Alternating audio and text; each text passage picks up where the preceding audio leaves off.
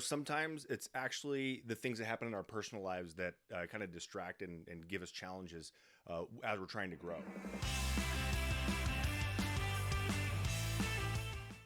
Hey there, welcome back to my Epique Journey. This is Brandon DeVere. Thank you, as always, for tuning in and sharing your time with me. I do appreciate that. This podcast is podcast vlog, whatever you want to call it. It is, it's about my Epique Journey. Obviously, we've talked about that before, but it's, I really started thinking lately. It's like 600 to 0 to 600, and that's kind of what the whole goal is. Is I had a 600 agent downline at EXP, left, started all over with zero, and then started, now the goal is back to 600 and more, obviously for the long term. But it's quite a feat. It's pretty big. I mean, I don't know, outside of some of the bigger names that are at EXP, I don't know of many others that have done the same. So it is kind of a big, kind of a tall order, and that's the goal. But yeah, 600 to 0 to 600, that is the plan. And sometimes the things that we have planned for ourselves don't necessarily go according to plan. And today was one of those days, was one of those things. And I'll get personal here, and some people may question why I would share a story like this and things like that. But there are a couple different reasons why I want to share it. And you've heard me refer to Russell Brunson before many times. Also, me share that I want to share these things on the journey. And you've also heard me talk about my son and his challenges with anxiety. You've heard that. But we got into a spot, and I'm going to be very, very vulnerable here in a way that, again, some people will be like, this isn't, real estate related or whatever. But again, this is journey related. So this is why I'm going to share it. And also there are people out there that will hear this for the first time, hear it today, hear it tomorrow, hear it a year from now, where their life has just changed into this type of thing. And my attempt here is to do a couple different things. One, it is to talk about the different things that happen, and as we're trying to grow and do these things, and the hiccups and things that go along with it. The other thing is that I want people that need to hear this, and people that need help and understand, one, that hey, there are other people going through these types of things, and hopefully that will help them. And again, back to Russell Brunson, when he says there are people out there waiting to hear your voice, and it would be a tragedy for them never to hear it, never to get the help if you never share it. So it's one of those things. My son had been going to school, and again, the anxiety kicked up, and we tried to get through it. We, tried everything that we could. We are really trying not to go the medication route. We're trying to figure out, we've done, herb supplements, things like that. Things that a more holistic approach for anything that he's taking in, try to limit sugar, things like that. But essentially he would go into school, and actually I feel comfortable sharing this for his sake as well, because I shared a story about it a while ago, and I sent him the video that I did, and I said, hey, are you okay with me sharing this? And he goes, well, it's kind of embarrassing, but if I can help other kids, then I'm okay with you sharing it. And so I thought that was awesome, because it can be very difficult for someone to share certain things about you that you may find embarrassing. But the fact that he wants to help other kids and other people, because it is a challenge for him, and it's a challenge for us to not have him feel like there's something wrong with him, like that you're broken, you need to be fixed. That's not our goal. But it is our challenge. Everybody has their own challenges, the things they're going through, and this happens to be ours. But again, he had trouble getting to school. We would go to school, and I would take him there. I could hear him like breathing heavy. We get there, and then he'd sit in the car and not get out, not want to go. And so I would spend times going back and forth from home to school, and trying to get him to go to school. Well, we kind of got to a point where it wasn't working anymore, because he just was not. We would get there, and he wouldn't go in. And what's kind of crazy is that once he's in, he's fine. Everything's good. I tell people, I told some teachers today that, it's like if you told me that we were going to Henderson Airport right now here in Las Vegas, you're going to take me to the airport, and we're going to go up in a plane, and we're going to jump out, I'd be freaking out the entire time. Absolutely freaking out. Like, no way I'm going to do this. No way. Even going out, like I would hold, someone would have to push me out. But once we were like probably 2 seconds in, I I've never done it before, but I have a feeling this happened to me with roller coasters, did the same, similar thing. But I would probably be like, yes, this is awesome. So much fun. Woo, can't wait. Let's go, let's go, let's go. We land. I'd be like, yeah, let's do it again. Do it again tomorrow. And then tomorrow would come and I'd freak out all over again. And that's kind of the scenario of, I used to say, and I'll say that I used to say this, because I've learned from it.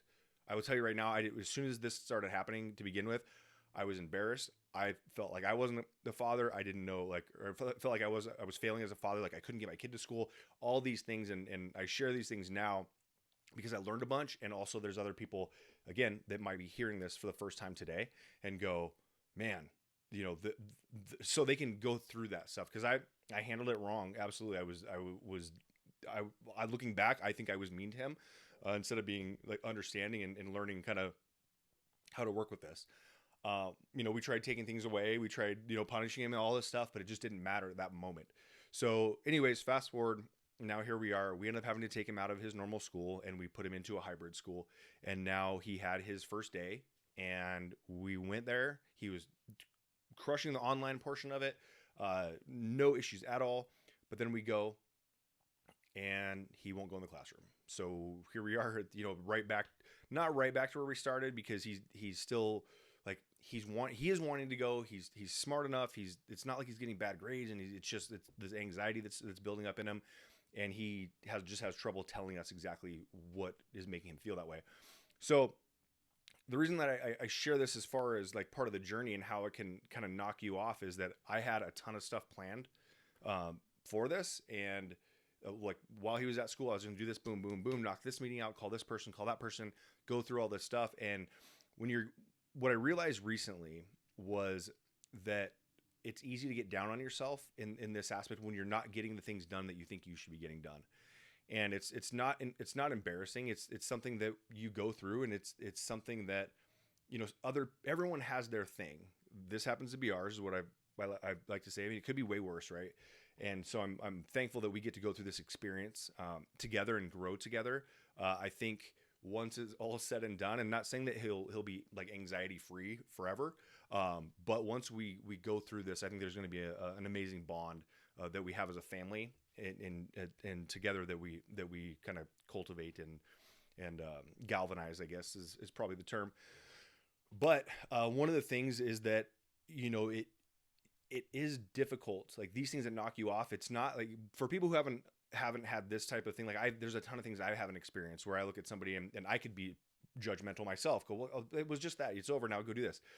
Well, the thing is, when you go and you take him to school, go back and forth a few times, and now it's a couple hours into your day, and you realize now you're going to start your day. Like the mental toll, the physical toll, the mental, emotional, and physical toll that it takes on you that you weren't expecting to do that day, or you thought it was going to be a good day and you're just going to go do all this stuff. That stuff really catches up with you, right? And it's, again, you can substitute. Everybody has something. This happens to be ours, and I just want to share it because I can identify with and understand. We see all these highlights as like I'm an agent, and I do this and I do that, and I recruit 1,000 people, and I do all this stuff that we're doing.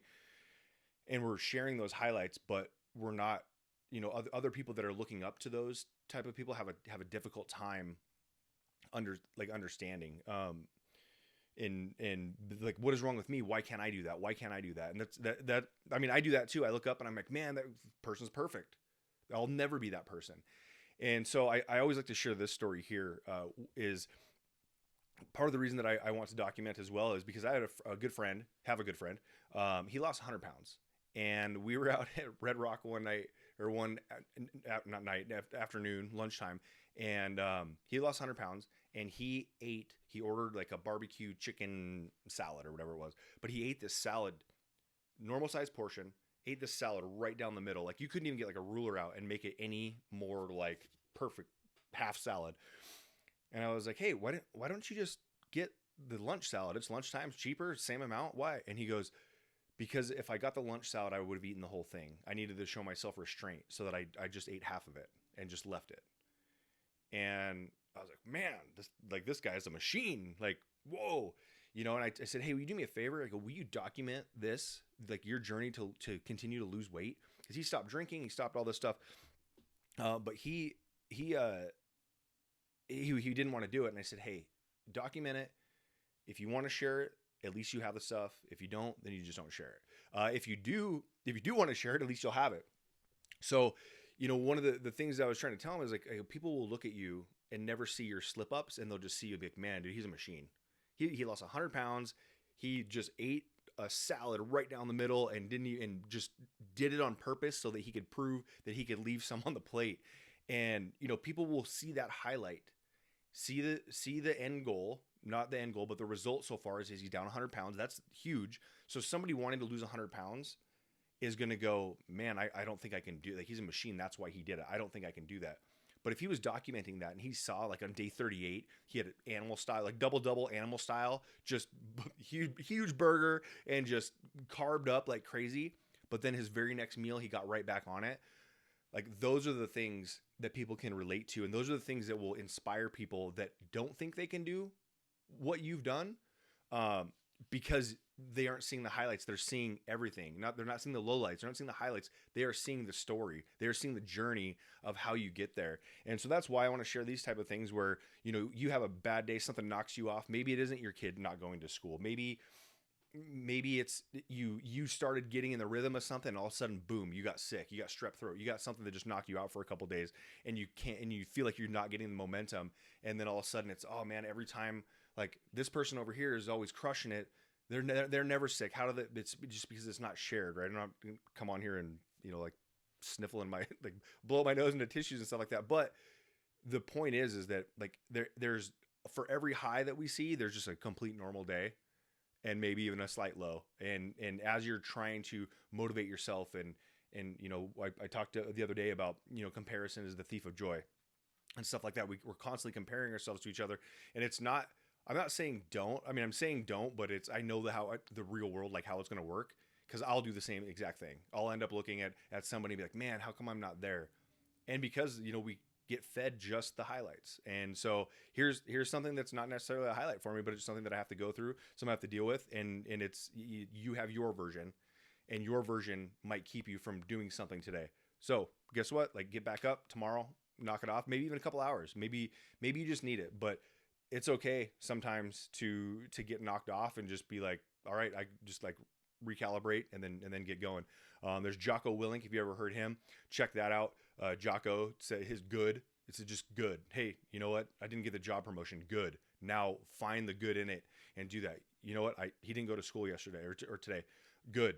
Now let's figure out what we can do to make it happen. What can we benefit, or what can we build on? So just want to share that with you guys.